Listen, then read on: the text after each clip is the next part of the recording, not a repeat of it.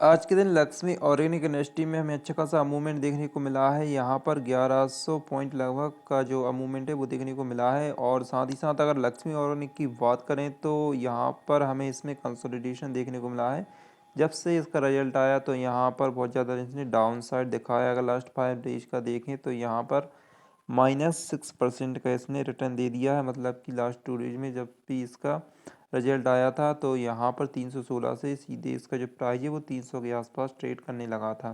तो यहाँ पर सेलिंग बहुत ज़्यादा हुई है और इसका रिजल्ट बहुत बुरा रहा है। इसी कारण से इसका जो सेलिंग है वो बहुत ज़्यादा बढ़ गया था। तो यहाँ पर अगर आप अभी इस कंपनी को होल्ड कर रहे हैं तो आपको बहुत ज़्यादा लॉन्ग टर्म के लिए इस कंपनी को होल्ड करना पड़ेगा।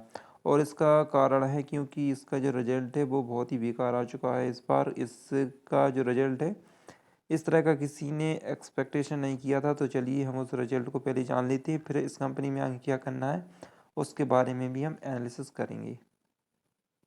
सबसे पहले अगर हम इसकी सेल्स देखें तो इसमें बहुत ज़्यादा डाउन मूवमेंट देखने को मिला है। 756 करोड़ से यहाँ पर 652 करोड़ रुपए की सेल्स इसकी हुई है। मतलब कि लगभग 104 करोड़ रुपए यहाँ पर माइनस में सेल्स हुई है इसकी। तो और एक्सपेंसेस की बात करें तो यहाँ पर एक्सपेंसेस में थोड़ा सा हमें कमी देखने को मिली है, लेकिन कोई ज़्यादा नहीं। वहीं जो मेन इसका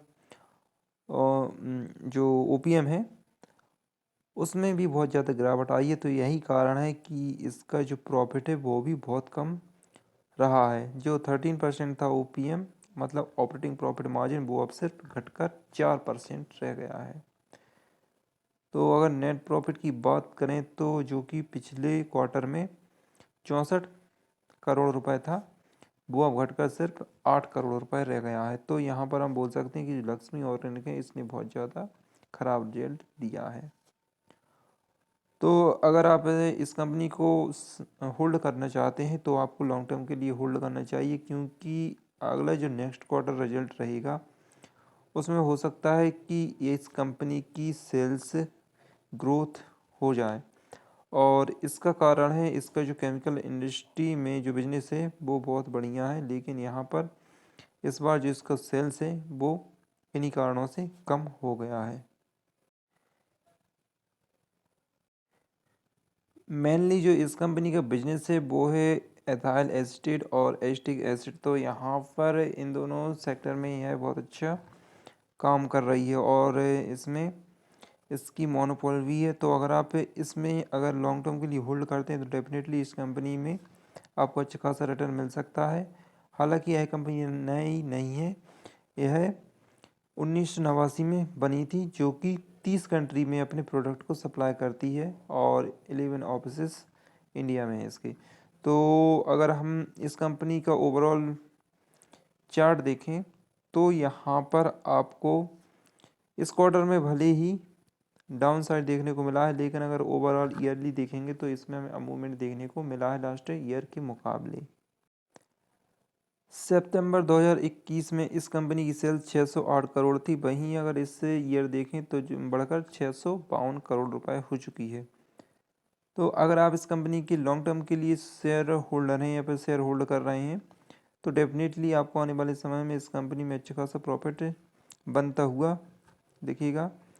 और साथ ही साथ अगर आप इसमें एवरेज करना चाहते हैं, क्योंकि अभी यह कंपनी 300 के आसपास ट्रेड कर रही है, तो यहाँ पर भी आप एवरेज कर सकते हैं। अगर आपने 400 प्लस पर इस कंपनी में इन्वेस्टमेंट कर रखा है तो डेफिनेटली आपको इस समय एवरेज करना चाहिए। लेकिन अगर आप लॉन्ग टर्म इन्वेस्टर हैं तभी आपको इस कंपनी में अभी एवरेज करना चाहिए। यह कंपनी 350 का हाई दिखा सकती है, तो यहाँ तक आपको अपना एवरेज लाना होगा अगर आपने 400 प्लस पर इन्वेस्टमेंट कर रखे रखा है तो।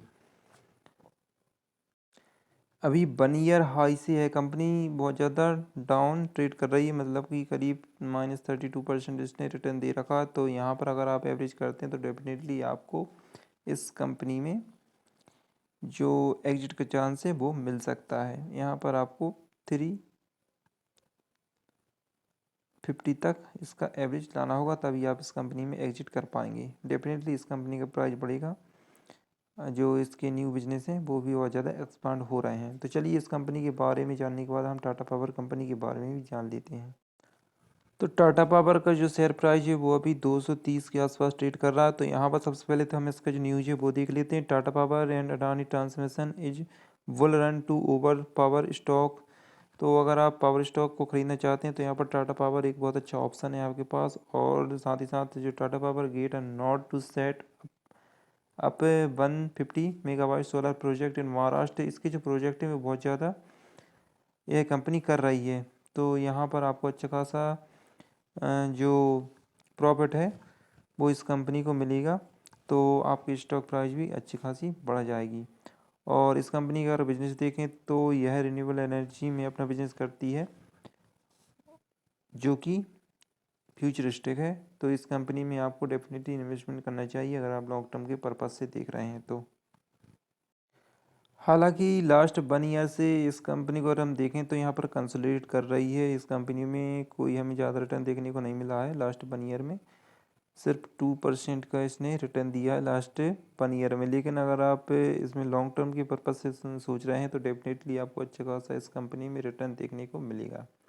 और इसका कारण है इसके इन्वेस्टमेंट और इसका जो बिजनेस है वो फ्यूचरिस्टिक है। तो यहाँ पर अगर आप लॉन्ग टर्म के पर्पज़ से सोच रहे हैं तो आपको इस कंपनी की प्राइस 400 प्लस पर जाती हुई दिखाई देंगी इन शॉर्ट टर्म पीरियड। क्योंकि यहाँ पर जब भी इसमें मूवमेंट आता है तो अच्छा खासा मूवमेंट आता है। यहाँ पर देख सकते हैं 120 से 22 रुपये के करीब ये शेयर का प्राइस हुआ करता था। और जब भी इसमें मूवमेंट आया तो यहाँ पर सीधे इस कंपनी ने 200 प्लस का जो कंसोलिडेशन एरिया है वो क्रिएट कर रखा है। इस कंपनी का प्राइस 200 लगभग 300 के आसपास तक पहुंच गया था। और यहाँ से फिर से इसने डाउन साइड दिखाया लेकिन 200 के ऊपर यह कंसोलिडेट कर रहा है। तो यहाँ पर डेफिनेटली अगर आप इस कंपनी को होल्ड करेंगे लॉन्ग टर्म के लिए तो अच्छा खासा मूवमेंट देखने को मिलेगा। और बहुत जल्द इसमें अब मूवमेंट देखने को मिलेगा क्योंकि यहाँ पर जो इसके बिजनेस हैं वो बहुत ज़्यादा एक्सपांड हो रहा है। और जो न्यू इन्वेस्टमेंट है वो कई जगह यह कंपनी कर रही है। सितंबर 2022 में जब इस कंपनी का रिजल्ट आया था जो क्वार्टरली रिजल्ट है तो इसने 14,000 करोड़ रुपए का सेल्स किया था। वहीं जून 2022 में 14,495 करोड़ रुपए का सेल्स किया था। तो यहाँ पर ज़्यादा कोई हमें डाउन मूवमेंट देखने को नहीं मिला है।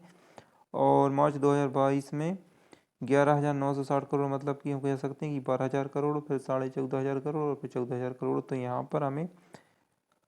यहाँ पर इस एरिया में अच्छा खासा मूवमेंट देखने को मिला था। लेकिन यहाँ पर हम बोल सकते हैं कि कंसोलिडेट कर रहा है। तो अगर आप इस कंपनी में अभी इन्वेस्टमेंट का प्लान बना रहे हैं तो यहाँ पर अगर आपको इस कंपनी अभी 230 पर जैसे मिल रही तो इस समय भी आप इसमें इन्वेस्टमेंट का प्लान बना सकते हैं। और अगर मार्केट में किसी कारण से गिरावट आती है तो इस कंपनी का शेयर प्राइस आपको फिर से 210 मतलब 210 के आसपास देखने को मिलेगा। तो अगर आप इस प्राइस पर इसमें इन्वेस्टमेंट करते हैं तो डेफिनेटली फिर तो आपको इस कंपनी में लॉस होने की चांसेस ना के बराबर हैं। और साथ ही अगर आप 230 पर भी इन्वेस्टमेंट करते हैं तो हाँ यहाँ पर आपको थोड़ा सा कंसोलिडेशन देखने को मिल सकता है। लेकिन इन 2023 यह कंपनी अच्छा ग्रो करेगी और इस कंपनी की प्राइस 400 के ऊपर जाते आपको डेफिनेटली मिल जाएंगे। तो हम उस कंपनी के बारे में जान लेते हैं जो कि अच्छा खासा स्प्लिट दे रही है। तो चलिए उसका नाम तो यहाँ पर मैं बता देता हूँ।